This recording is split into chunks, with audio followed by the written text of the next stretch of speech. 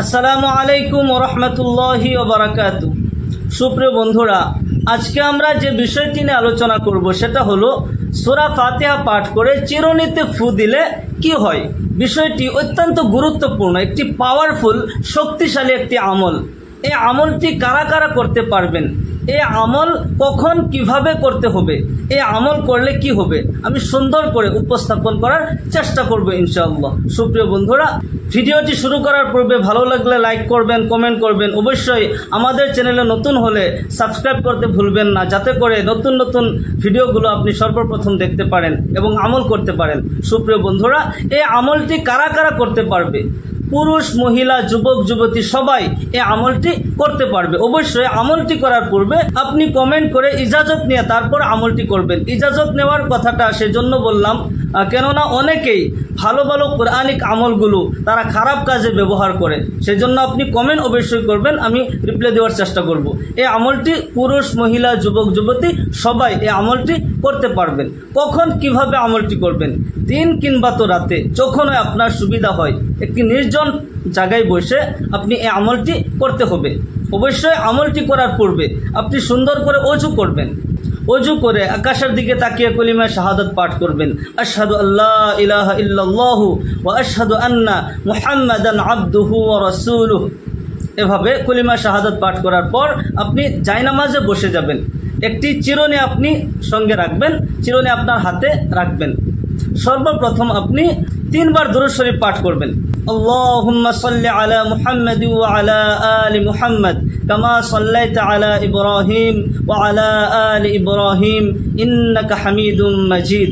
আল্লাহুম্মা বারিক আলা মুহাম্মাদ ওয়া আলা আলি মুহাম্মাদ কামা বারাকতা আলা ইব্রাহিম ওয়া আলা আলি ইব্রাহিম ইন্নাকা হামিদুম মাজিদ। এভাবে আপনি 3 বার দুরূদ শরীফ পাঠ করবেন। যদি এই দুরূদ পড়তে অসুবিধা হয় তাহলে ছোট্ট একটি দুরূদ শরীফ সাল্লাল্লাহু আলাইহি ওয়াসাল্লাম, সাল্লাল্লাহু আলাইহি ওয়াসাল্লাম, সাল্লাল্লাহু আলাইহি ওয়াসাল্লাম এভাবে 3 বার পাঠ করবেন। তারপর 3 বার ইস্তিগফার পাঠ করবেন। আস্তাগফিরুল্লাহাল্লাযী লা ইলাহা ইল্লা হুয়াল হাইয়ুল কাইয়্যুম ওয়া আতুবু ইলাইহি, নতুবা আস্তাগফিরুল্লাহ, আস্তাগফিরুল্লাহ, আস্তাগফিরুল্লাহ এভাবে 3 বার পাঠ করবেন। তারপর আপনি চিরুনি হাতে নেবেন। চিরুনি আপনি হাতে নিয়ে বিসমিল্লাহ সহ সূরা ফাতিহা 3 বার পাঠ করতে হবে। আউযু বিল্লাহি মিনাশ শাইতানির রাজীম, বিসমিল্লাহির রহমানির রহিম, আলহামদুলিল্লাহি রাব্বিল আলামিন, আর রহমানির রহিম, মালিকি ইয়াউমিদ্দিন, إياك نعبد وإياك نستعين، اهدنا الصراط المستقيم، صراط الذين أنعمت عليهم غير المغضوب عليهم ولا الضالين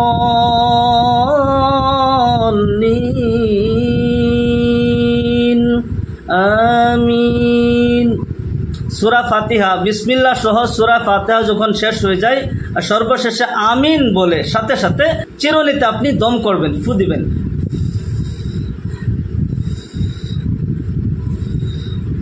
একবার সূরা ফাতিহা পড়ে 3 বার আপনি ফু দিবেন, আবার সূরা ফাতিহা পড়বেন, আবার 3 বার ফু দিবেন, তারপর আবার সূরা ফাতিহা পড়বেন, তারপর আবার 3 বার ফু দিবেন। এভাবে 3 বার সূরা ফাতিহা পড়লে চিরুনিতে আপনি 9 বার ফু দিচ্ছেন। তারপর কুরআনে কারিমের ছোট্ট একটি আয়াত, ওয়া শিফাউল লিমা ফিস সুদূর, ওয়া শিফাউল লিমা ফিস সুদূর, এই আয়াতটি আপনি 7 বার পাঠ করবেন। আবার ওই চিরুনিতে আপনি 7 বার পাঠ করে 7 বার ফু দিবেন। ফু দেওয়ার পর আপনার আমলটি হয়ে গেল। এই আমলটি করলে আপনার কি উপকার হবে? এই আমলটি করে চিরুনিতে যে আপনি ফু দিছেন, যে আমলটি করছেন, এই চিরুনি আপনার মাথায় যদি ব্যবহার করেন ইনশাআল্লাহ আপনার মাথার চুল কোনোদিন পড়বে না, চুল ঝরবে না। এই আমলটি করে আপনি নিজের জন্য এই আমলটি করবেন, আর যতদিন এই চিরুনি আপনি ব্যবহার করবেন আপনার মাথার চুল কোনোদিন পড়বে না, আপনার চুলের গুড় মজবুত হবে। আল্লাহ তাআলাই এই আমলের বরকতে আপনার মাথার সকল সমস্যা সমাধান করে দিবে, আপনার মাথায় উকুন হবে না। আল্লাহ তাআলাই আপনাকে এই আমলের বরকতে শিফা দান করবেন। এই আমলটি অবশ্যই করতে আপনি ইয়াকিনের সাথে, বিশ্বাসের সাথে এই আমলটি করবেন। কুরআনিক আমল বিশ্বাস করে যদি আপনি আমলটি করতে পারেন, আপনার কষ্ট, আপনার মেহনত বেকার হবে না, ইনশাআল্লাহ কাজে লাগবে। আল্লাহ তাআলা আমাদের সবাইকে এই আমলটি করার তৌফিক দান করুক। সকলে বলি আল্লাহুম্মা আমিন।